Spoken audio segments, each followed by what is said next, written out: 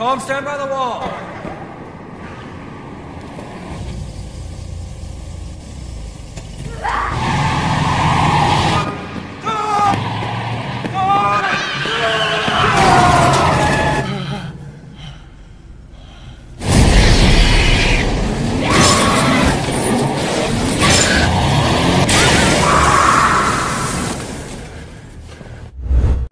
Halo sobat, kita jumpa lagi di Rantai Film. Film yang akan kita ulas selanjutnya adalah merupakan sequel film ketiga dari film Tetsuo, yang judulnya adalah Tetsuo The Bullet Man. Film ini rilis di tahun 2009, mengisahkan tentang sepasang suami istri yang anaknya terbunuh, yang kemudian menguak misteri akan jati diri sang suami yang memiliki kemampuan untuk merubah tubuhnya menjadi senjata.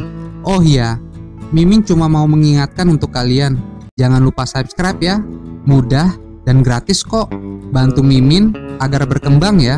Oke, bagaimana kisah selanjutnya? Mari kita masuk ke Rantai Film.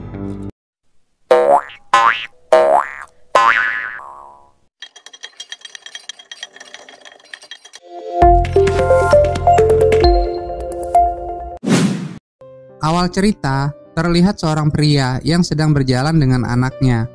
Pria itu bernama Anthony, dan si anak bernama Tom. Pada saat itu, ia sedang berbicara dengan istrinya yang bernama Yuriko melalui telepon seluler miliknya. Tampak anaknya yang sedang berlari, dan kemudian dari arah depan muncul sebuah mobil yang ketika itu berhenti tepat di depannya. Dan kemudian setelah itu terjadilah suatu hal yang bakal mengubah hidupnya.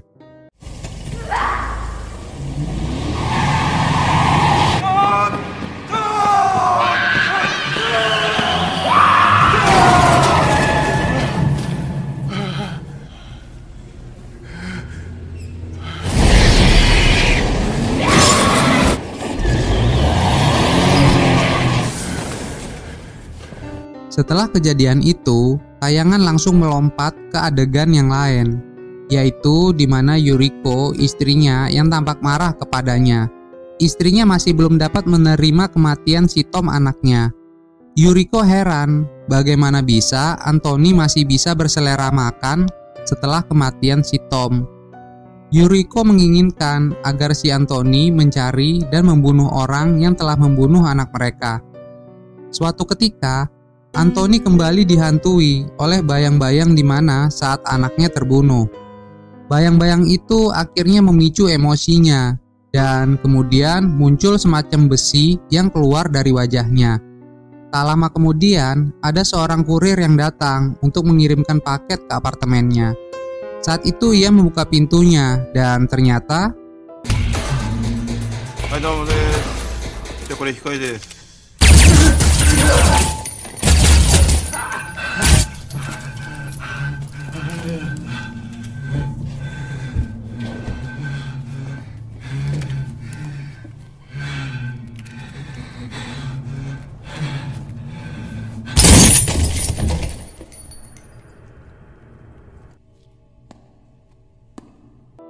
Anthony pun terbujur kaku dengan pipinya yang berlubang akibat tembakan si pria yang mengaku kurir tadi.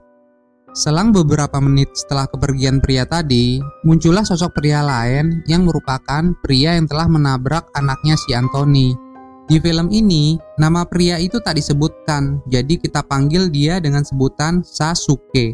Saat itu, Sasuke merasa heran, bagaimana Anthony bisa tewas semudah itu tanpa perlawanan.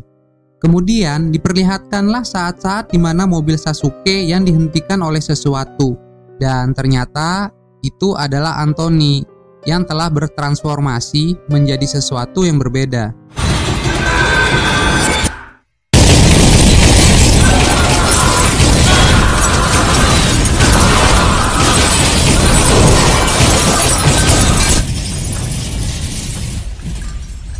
Si Sasuke ternyata berhasil kabur.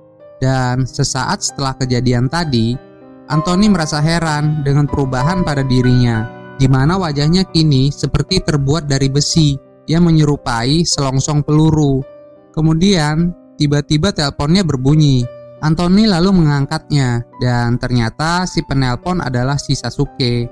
Si Sasuke lalu memberitahukan kepada Anthony bahwa semua yang terjadi saat itu ada kaitannya dengan ayahnya. Si Sasuke lalu meminta si Anthony agar melihat isi dari emailnya. Lalu si Anthony melihat emailnya dan di email itu si Anthony menerima foto yang dimana foto itu memuat sekumpulan orang yang sepertinya adalah para ilmuwan. Dan di foto itu ia melihat seorang pria yang adalah merupakan ayahnya yang bernama Dr. Stoffel.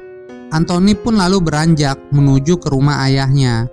Saat tiba di rumah ayahnya, ia menemukan lantai yang dalam keadaan terbuka. Ia lalu mencoba masuk dan kemudian menemukan sebuah ruangan yang menyerupai sebuah bunker. Kemudian ia pun menemukan sebuah dokumen yang bertuliskan Tetsuo Project. Dokumen itu berisikan foto-foto para ilmuwan dan foto-foto pria dan wanita yang sepertinya adalah merupakan objek dari penelitian. Selain itu, ia menemukan sebuah catatan pribadi milik ayahnya. Dari catatan itu, akhirnya ia mengetahui bahwa ayahnya pernah menikah dengan wanita yang bernama Mitsue, yang dimana Mitsue adalah juga merupakan rekan kerja ayahnya di dalam penelitian yang dinamakan Project Tetsuo. Lebih lanjut di dalam catatan itu dijelaskan bahwa Project Tetsuo adalah program menciptakan manusia android yang dapat merubah tubuh menjadi senjata. Dan di catatan juga dijelaskan kala itu Mitsue diketahui mengidap penyakit kanker. Dan sebelum kematiannya, Mitsue berpesan kepada ayahnya agar menciptakan wanita android yang mirip dengan dirinya. Dan Mitsue meminta agar ayahnya membuat anak bersama dengan android itu. Dan di akhir catatan tertera nama anak dari hasil hubungan ayahnya dengan wanita android hasil ciptaannya. Dan nama si anak itu adalah Anthony, yaitu adalah dirinya sendiri. Nah, dari penjelasan di catatan itu akhirnya terdapat titik terang, yaitu si Anthony adalah anak yang terlahir dari seorang android dan juga akhirnya menguak mengenai asal-muasal kekuatannya, yaitu kemampuannya untuk merubah dirinya menjadi manusia besi, di mana dirinya dapat bertransformasi menjadi senjata apabila kemarahannya terpicu. Sesaat kemudian, Yuriko muncul. Yuriko menanyakan kepada Anthony mengenai apa yang sedang terjadi. Lalu muncullah sekelompok pasukan elit yang bersenjata lengkap. Pasukan itu sepertinya diperintahkan untuk mengamankan Dr. Stoffel. Kemudian salah satu pasukan menanyakan kepada Yuriko akan keberadaan si Anthony. Dan yang terjadi kemudian, Anthony muncul dan menghabisi pasukan itu.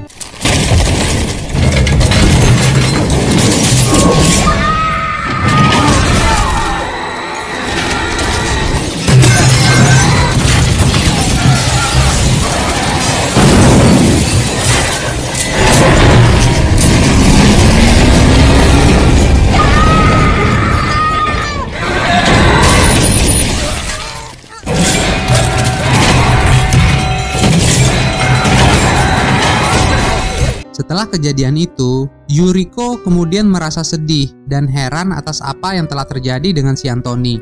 Saat itu, si Anthony merasa sudah tidak layak lagi untuk hidup dengan kondisinya saat itu. Dan ia pun berusaha membunuh dirinya dengan menembak kepalanya sendiri. Namun ternyata hal itu tetap tak bisa membunuh dirinya.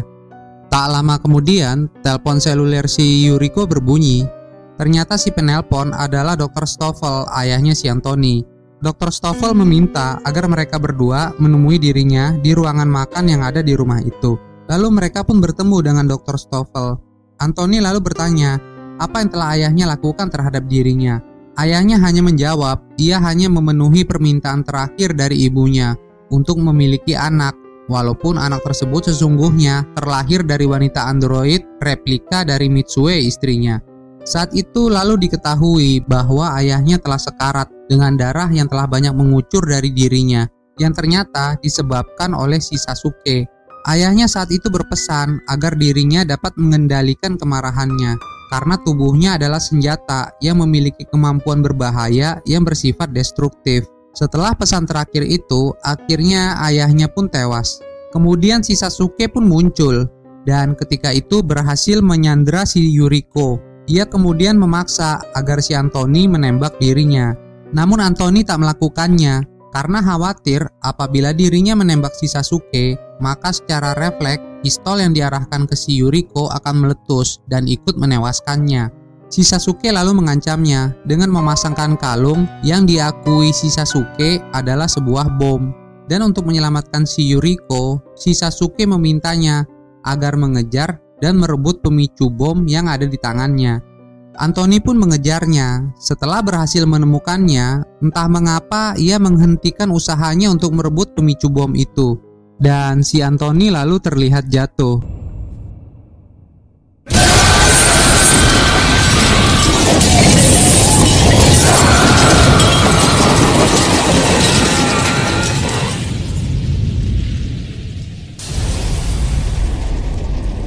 Namun tak lama kemudian muncullah si Anthony yang telah bertransformasi menjadi layaknya monster besi besar yang memiliki meriam di tubuhnya. Sasuke kemudian sengaja memancing kemarahannya, di mana sepertinya ia memang sengaja melakukannya agar si Anthony menembaknya dan sekaligus menghancurkan dunia. Saat itu Sasuke berkata, "Hancurkan dunia dengan cintamu." Di saat itu, si Anthony siap untuk meletuskan meriamnya dan kemudian Destroy the world with your love. 7, 6, 5, 4, 3, 2, 1.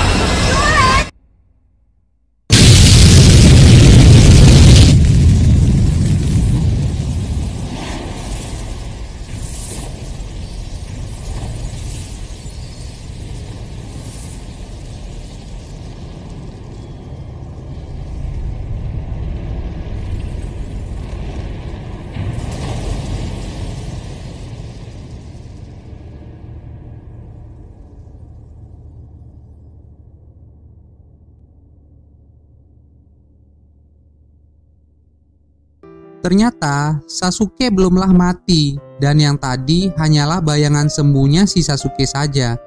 Tiba-tiba si Yuriko muncul. Ia pun meneriakkan kepada Anthony bahwa sesungguhnya si Sasuke bukanlah musuhnya, melainkan adalah pikirannya. Karena perkataan si Yuriko tadi akhirnya dapat mencegah si Anthony meletuskan meriamnya, yang mana apabila terjadi maka akan menyebabkan kehancuran yang setara dengan ledakan bom nuklir.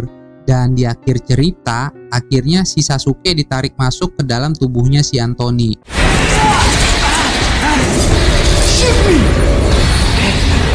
Shoot me, Anthony! You don't want me inside you! You don't know what I'll do.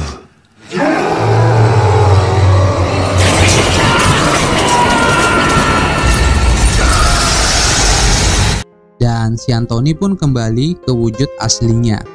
Setelah itu, film pun selesai. Oke sobat, terima kasih atas waktu yang kalian luangkan menonton video ini. Dan terima kasih untuk yang sudah subscribe channel ini. Bagi yang belum, ayo berbagi kebaikan dengan klik subscribe dan aktifkan notifikasi loncengnya ya.